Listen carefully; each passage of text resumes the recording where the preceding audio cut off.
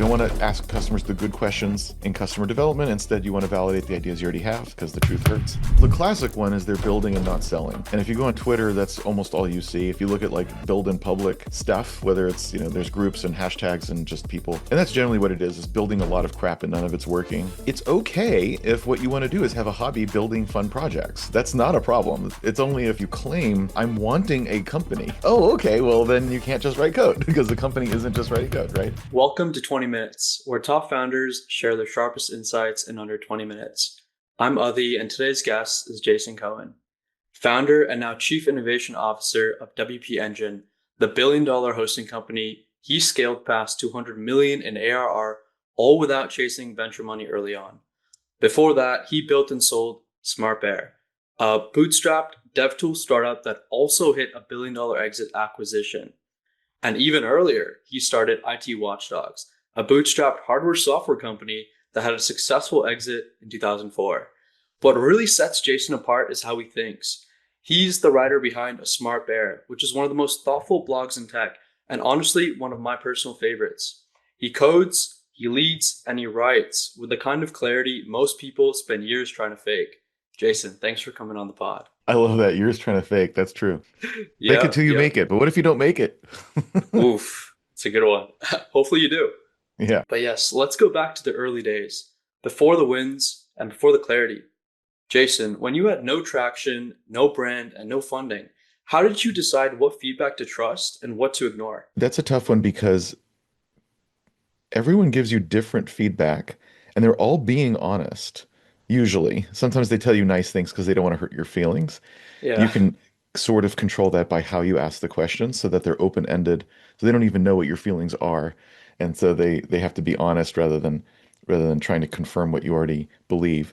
But even so, people are different. And so, I mean, you don't know what to believe because they're all telling you real things. So the trick is to try to find something where enough people are saying something similar that you feel that is a truth in some way, like with some target segment defined in some way. And it doesn't necessarily mean demographically or firmographically. It might mean a team of 8 engineers, but that could be 8 engineers at Google or engineers, and that's the whole company. But either way, they really like Kanban and hate Jira or whatever whatever your criteria are.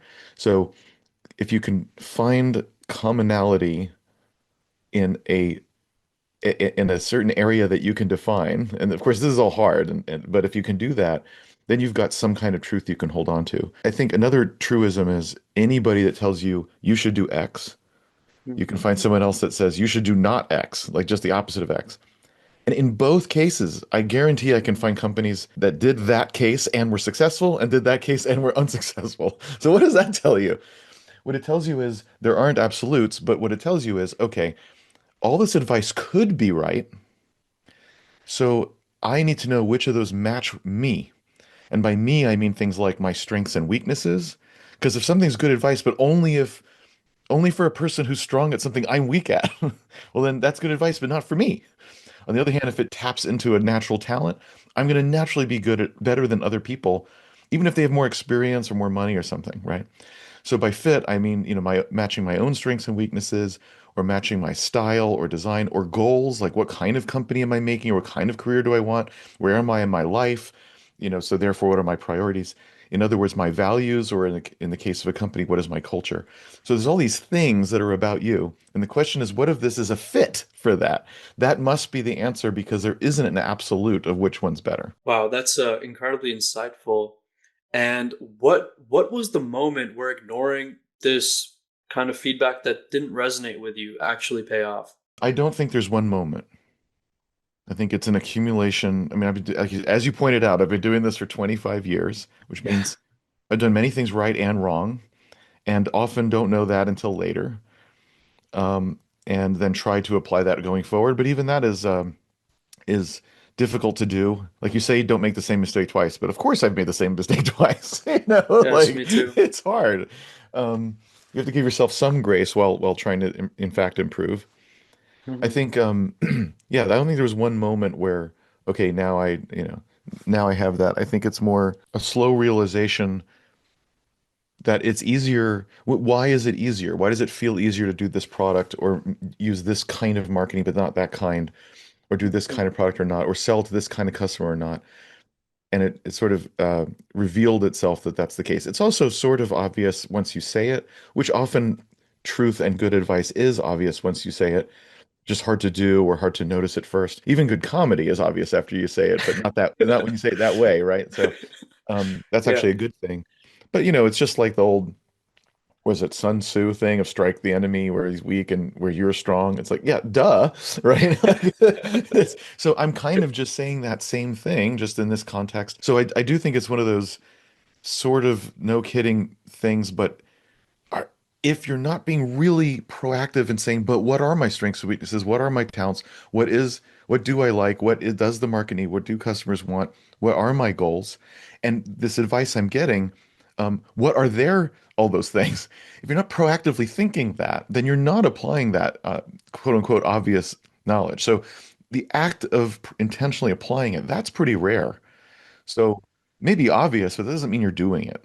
Very insightful again. And I do want to touch on something now, kind of diving deeper into your the product.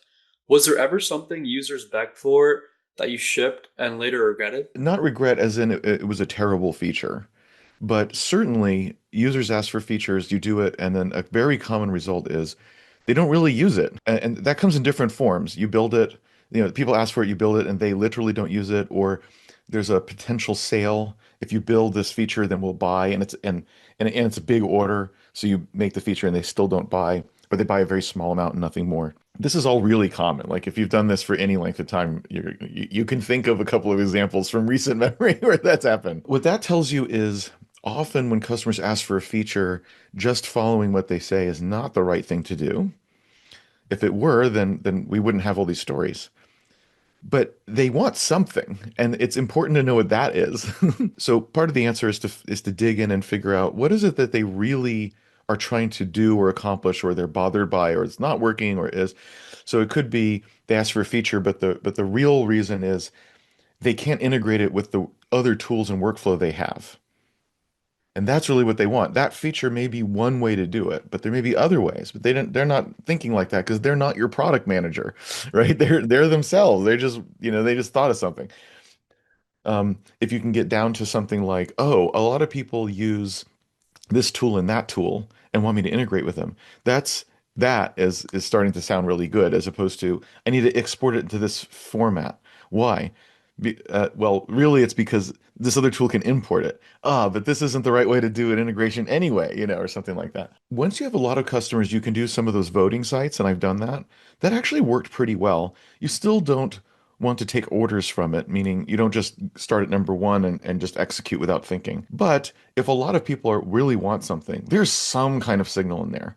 You'd Hmm. better find out what the signal is so that you can do something to address that signal. Even if at the end of the day you get it, you understand they want the feature, but there's other reasons why you don't want to do it.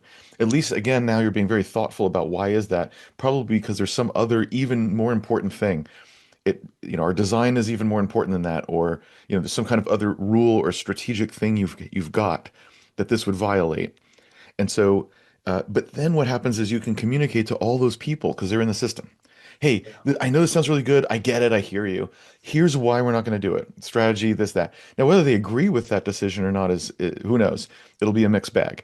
But the fact that you listened and had a real and not trivial response, that feels really good, even when you're being told no. Hmm. And I still want to engage with you as a customer. I still want to put my ideas out there, and I feel like you're actually listening, which is all pretty good. So even in the case where you say no, you have the ability to continue to evolve your relationship with your customer in a positive way. So in the end, it's like, wow, that sounds all really good. You should do that. But ultimately, not only should you use your judgment, but another thing that I do um, is I maintain. You could call it a backlog. I just call it like a prioritized list, just an ordered list from different quarters of the company separately, like one for sales, one for marketing, one for support, one for the engineers and the crap they want to do just on their own. And of course, with customers, which may not be just one list or maybe more complicated because customers, quote unquote, is so so much of a bigger challenge. Um, but what I do is I try to get an ordered list of what those folks want just by themselves because it's already too hard to try to mix everything together, right?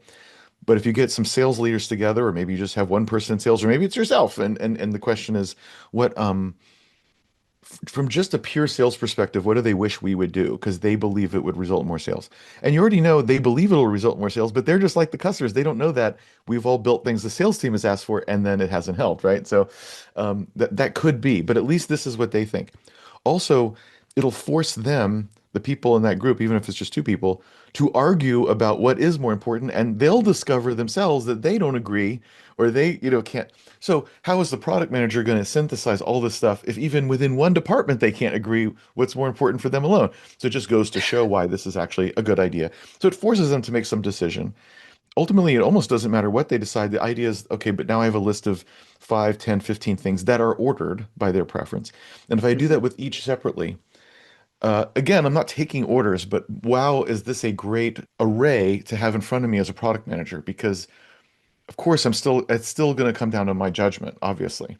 But if I see a pattern evolve that lots of people are seeing from lots of points of view, boy, that's a pretty big signal, which once again, I need to not ignore. I can either intentionally not do it, but I better have a really good reason, or I'm going to act in some way. I have to synthesize this in some way, but at least I've kind of got my stuff together. And then later, when you say, here's what's going to happen next, or in the next 3 months, 6 months, and you go back to those departments, you can say, I heard you. Here's why we're going to do the following things, which may match or not match what they said. But you have all the reasons. And once again, that just feels really good, even when you're telling someone they can't have their number one thing. But here's why, and blah blah blah.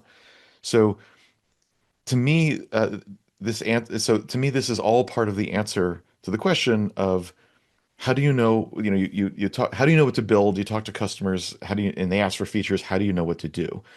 So I would say you talk to customers and everybody else, or at least you have that hat on when you're thinking about these things. And you take this complex situation, you divide it up in this way to get it somewhat simplified. You still have a difficult decision to make, but hopefully here, if there's more signals, that's really telling you something.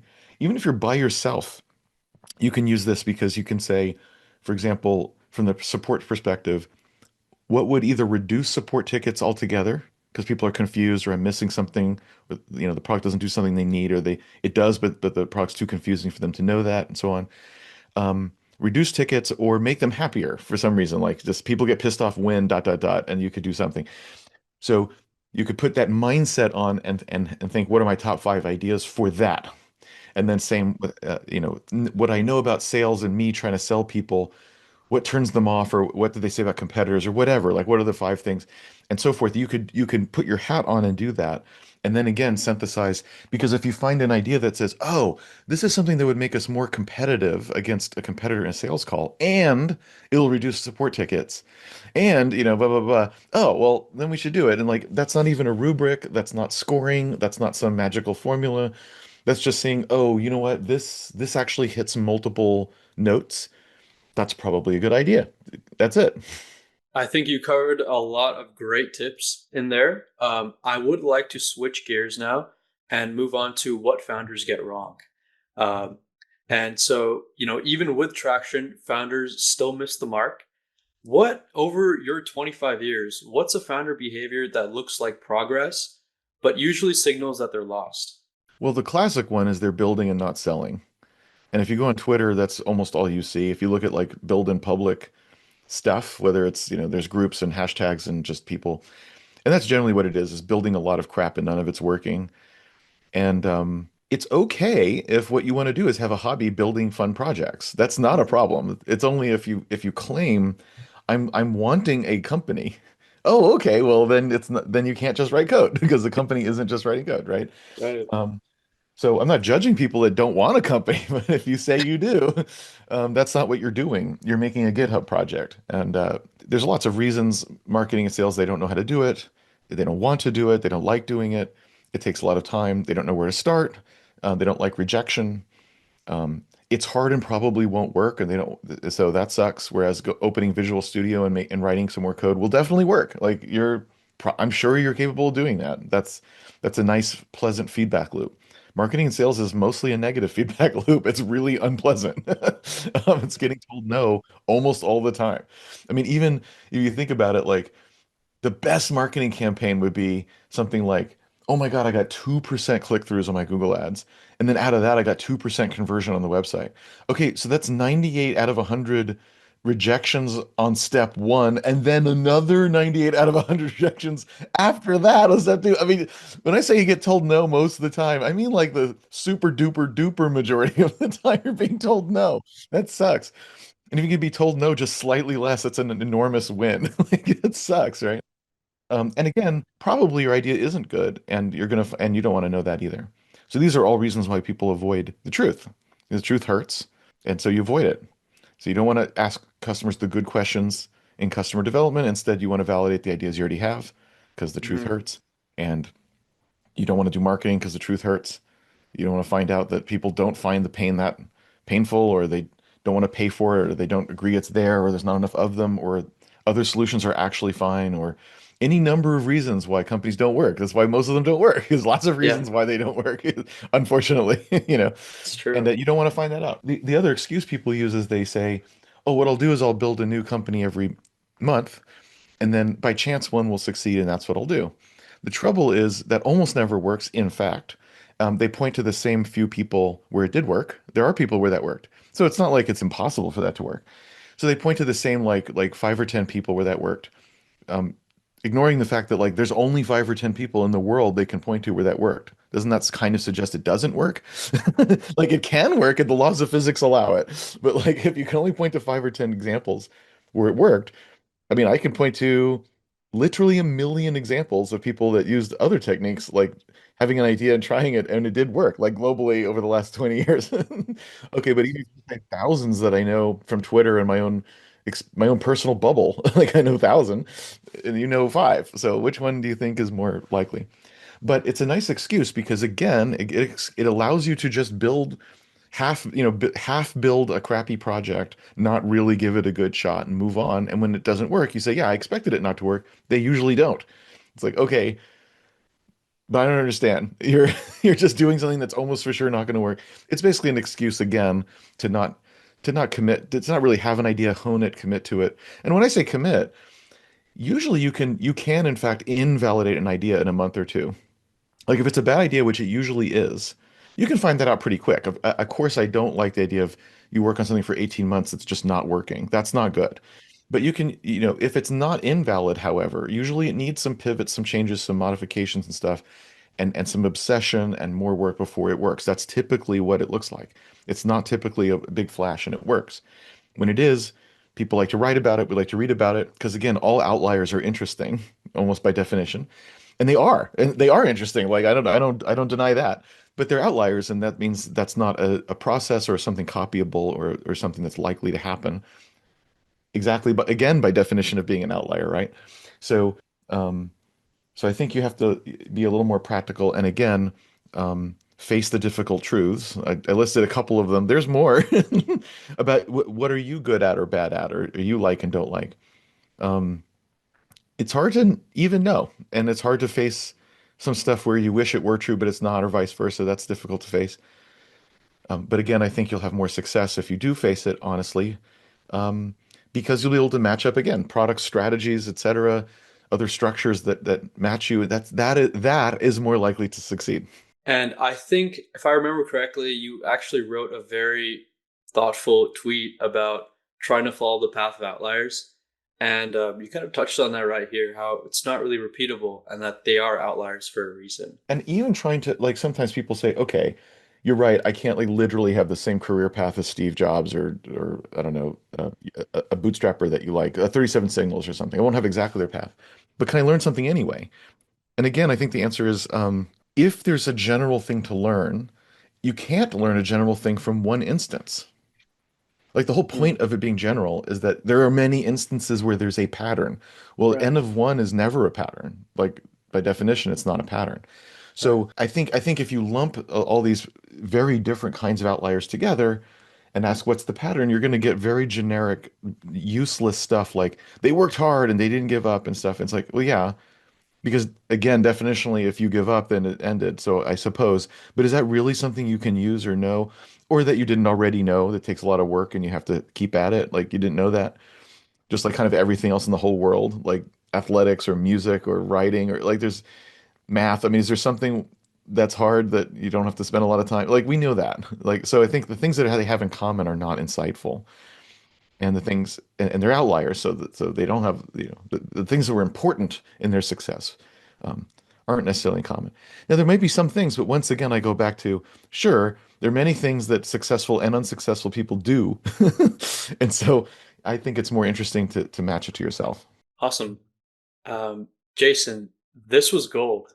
Where should folks go if they want to go deeper or check out your writing? Yeah, the website is asmartbear.com, letter A, smart bear like the animal.com, because as you pointed out, that was kind of a name of one of my companies, Mhm. and where I started that blog 18 years ago, believe it or not. And so there's a lot of articles there. Very good um, ones. Yeah. I try to write evergreen stuff. There's no news at all. But it's up to you to decide how evergreen it is. And on the other hand, if you see something from, 15 years ago and it rings true like it was written today, that's actually a really good sign that, oh, then it's probably tapping some truth that isn't ephemeral or a fad because, you know, and again, it's a truth. It may be a truth for you. It may not. You may disagree. One of the things I really like is when people read something there and say, God, I totally disagree. This is not the way to do it, or this is bad because this or whatever. I love that because then they're like, what it really is, and then they have whatever they say. I love that because Mm, what it meant was they read a thing. The thing was hopefully written well enough that they enjoyed the process of reading. It also said a specific idea clear enough that they were able to see that they disagreed with it. And then that painted a detailed picture in their mind of what they actually believe. And now they have that new picture that maybe was more muddled before, was not as clear. Now they have a clear picture of whatever it is they believe. So to me, as long as it's, engaging writing, no fluff, and says something interesting and, somewhat new, at least something new about it, um, then that's a great use of time, whether you agree or not, because somehow or another you're getting some clarified ideas in your own mind. very cool. Very cool. Yep. That's a wrap. This is 20 minutes. Thank you for listening.